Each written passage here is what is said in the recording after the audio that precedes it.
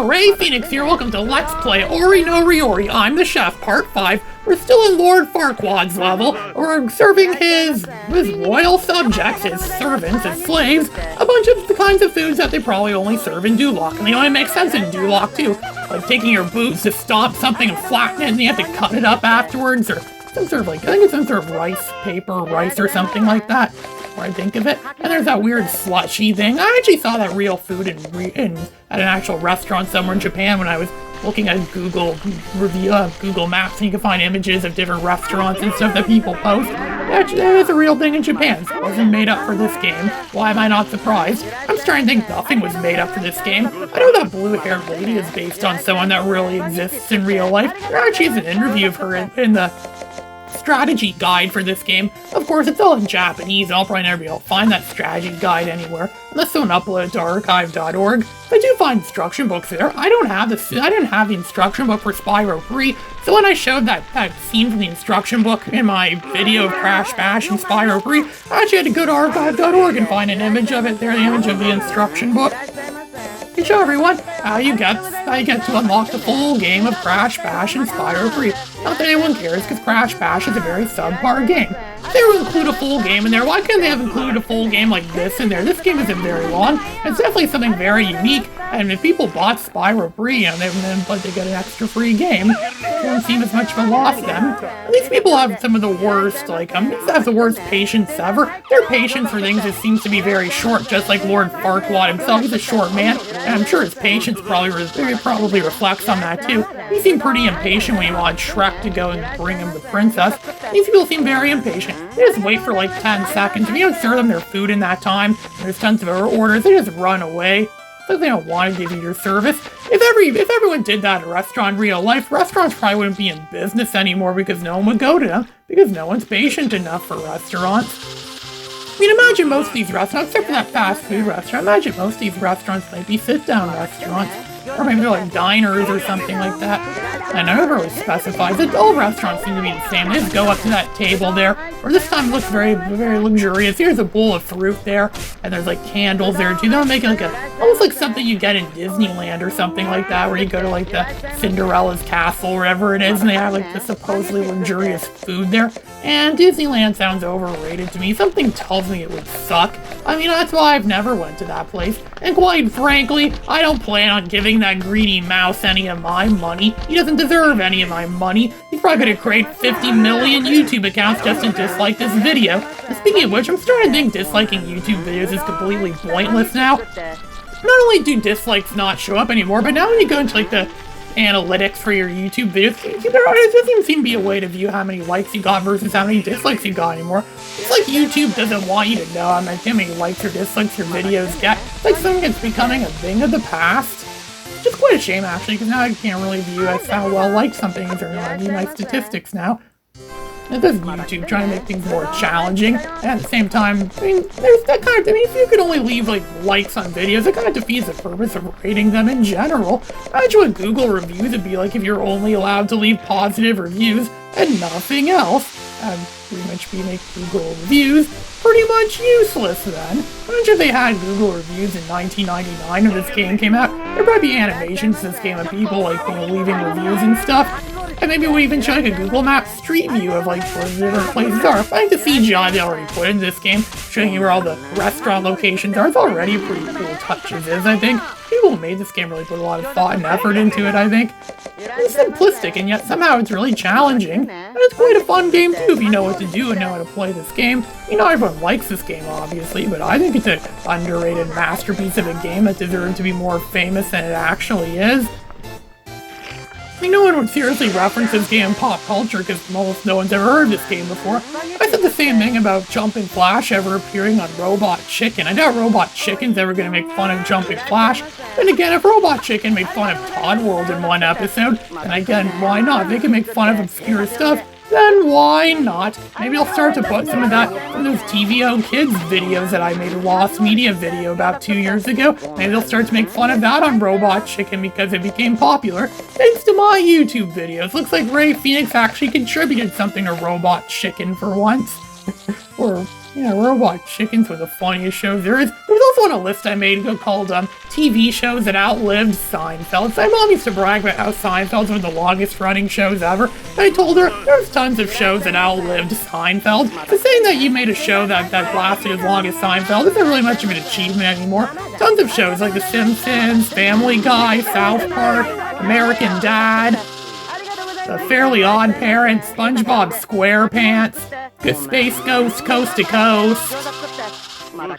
What more is there? Teen Titans Go, probably. And Robot Chicken, and so much more. There's tons, and even Arthur. Arthur outlived Jerry Seinfeld by quite a lot on TV. Yeah, I'm just kind of saying lots. I couldn't think of it now. Having a show that lasts the same length as Seinfeld isn't really much of an achievement anymore.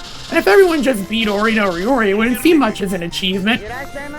This is one of the only times I ever started doing a Let's Play of a game where I didn't actually beat the game before, and usually I beat the game at least several times over and get really familiar with the game. Because of how random this game is, it's kind of hard to do that. It's really hard to like memorize the game, but it's always different every time you play it. You get different challenges, like different series of challenges, and some of them times it goes by easier than other times, so it's actually hard to really properly choreograph your gameplay like what I do with most of my videos. But is it really a Let's Play? I mean, Nintendo Caprice I always used to say that a Let's Play isn't really supposed to be an overly choreographed thing. It's supposed to be you just casually playing around the game, getting through the game, and leaving entertaining commentary on the side. That's all what a Let's Play is really supposed to be. I mean, my videos try to reflect on that, but then again, I try to offer things that, other videos try not to offer, maybe.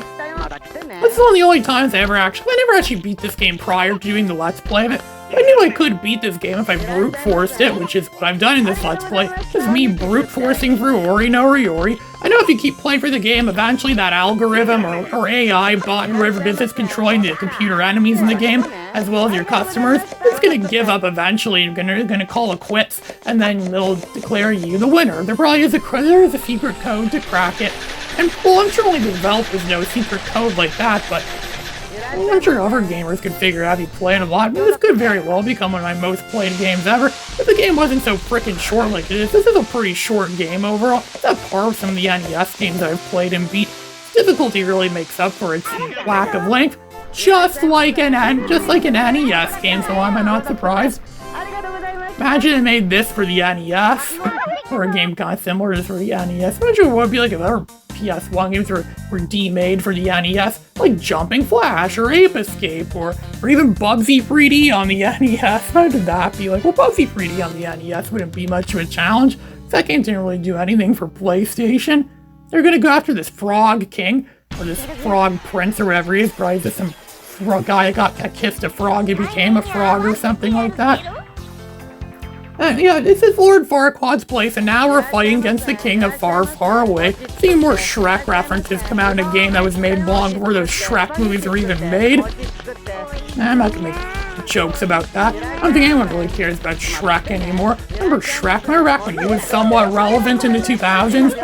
Now no one really cares about that anymore. People care about the 2000s again now, so it's starting to become popular. The 2000s pretty much are becoming the new 90s, and these games are definitely around the 2000s. That's when most people had their greatest memories of this game. I mean, some people don't necessarily consider games that came out in 1999 necessarily to be, they technically are 90s games, but especially if they came out late in that year, the majority of people would have played them probably wouldn't have gotten until at least 2000 or so. And that means most of our memories of the game would have happened in 2000 or so.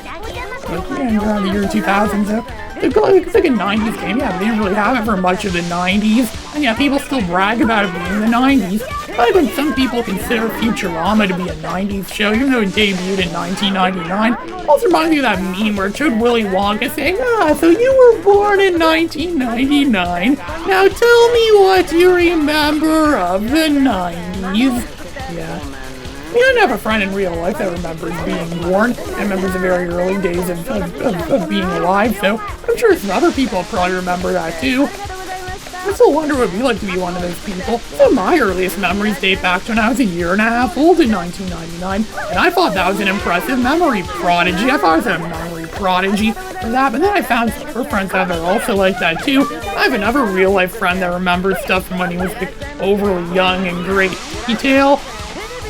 Yeah, what a hero. We need memory heroes or people like us that remember stuff, that remember old things from long ago.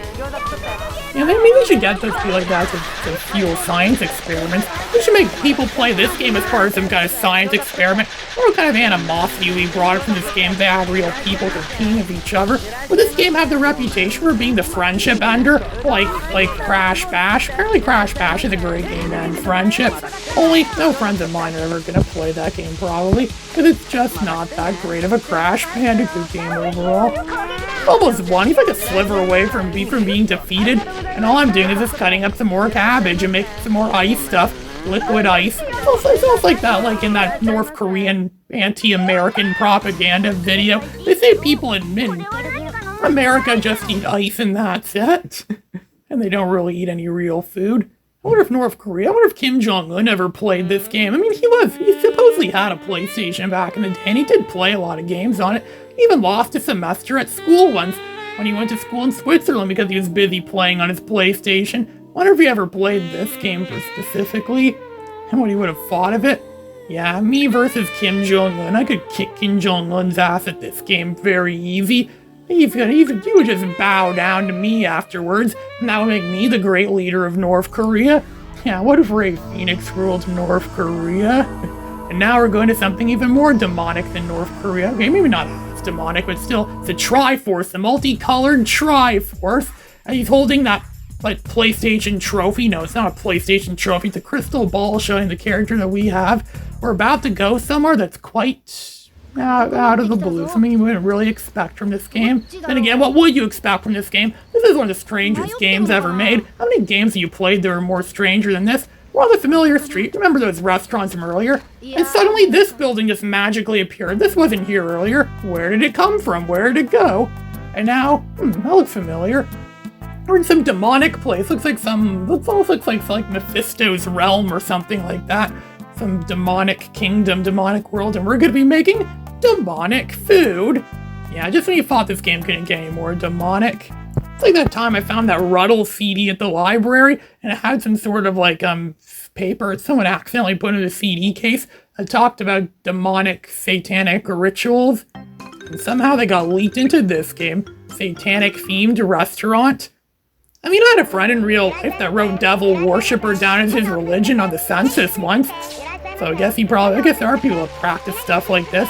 I wrote Ultraverse Monk is my religion for that. So I like to think I'm an Ultraverse Monk, like those ones from that series I write about called Ivan's War. And we're going against the most religious level in the entire game. Everyone dresses like ghosts, and we have to peel back that I'm not even sure what that's supposed to be. This looks like a large red blade. They're gonna jab someone's throat. It already looks like it was jabbed into someone's throat. It was used as a murder weapon. And now we're serving it at this restaurant. We serve murder restaurants. Yeah, I don't think the police are coming if you're gonna call 110. That guy's probably trying to do us a favor. Oh, it's the fire department this time. Yeah, they had to call the fire department to come and take the guy away because, well, the police just simply didn't want to come here and do it because they thought it was, too deadly and demonic in this place. Maybe that guy was a hero for actually trying to attempt to take down the demonic place. Everyone seems to be dressed like ghosts, except for that guy that looks like Jasper from The Simpsons. Probably saying something, go, Paul Harvey's on. Oh, better go change the radio station, because Paul Harvey's on. What's cutting up someone's brains down? That looks like a pacifier mixed with a mushroom. What the hell are these things? They were already said before, but this time's even more justified. Now it's like a huge cauldron of blood. We're cooking some blood, there's like bones and skulls. Who invented these dishes? Mr. Plinkett? Does Mr. Plinkett make these out of his victims or something like that? Like in Star Wars Episode 1 review where he's like, oh, my grandkids come over to play and they make a mess of my place, and his basement looks like this level in the game. Or like when he had that Titanic cup, said Titanic, coming summer 1997, and had bones in it and stuff. I'm sure the hell most of this stuff is supposed to be, I guess, a potato with green stuff on it. Who wants a green potato? Is that even really a thing? And now we're cutting up someone's brain. I think this level alone might be the reason why this game never came out in America. But America tolerates stuff like this. Japan barely tolerates stuff like this. How could America possibly tolerate stuff like this if Japan doesn't even want this? Yeah, this is one of the most strangest games ever.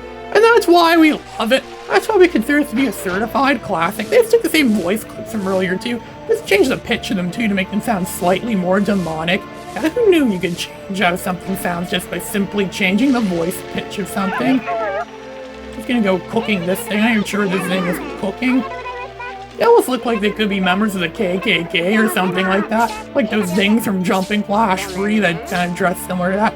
110. Yeah, they're just as impatient as the other ones. Get the fire department to come again.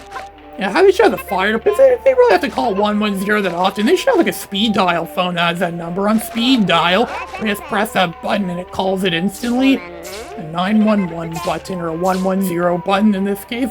I'm sure phones in Japan have that, especially if you have to call that a lot because of an incident that's gonna happen. Seeing how many altercations happen in this game. And I thought Japan was a safe country. Guess this game is showing us otherwise. What other games do you know where you have to cut up brains and then cook blood with bones in it and stuff? Almost sounds like Mortal Kombat if it was a restaurant. Like the remains of the fighters that lost in the Mortal Kombat games that lost to fatalities or all that crap they put in there. This game kind of is like Mortal Kombat if it was a cooking game rather than a fighting game. Yeah, and I thought combining cooking with combat was a ridiculous idea. This game proved me wrong. Still gonna go kill off some of these bugs, some of those bug things, and those. Gonna go cook some more of that. I don't know, maybe some kind of red punch, maybe. But why are we cooking punch? Sounds like that time I saw punch at a party once, and my father said that looks like the water in the shower room after I showered my hair in it. Yeah, someone just took that, added some sugar into it, and called it a punch.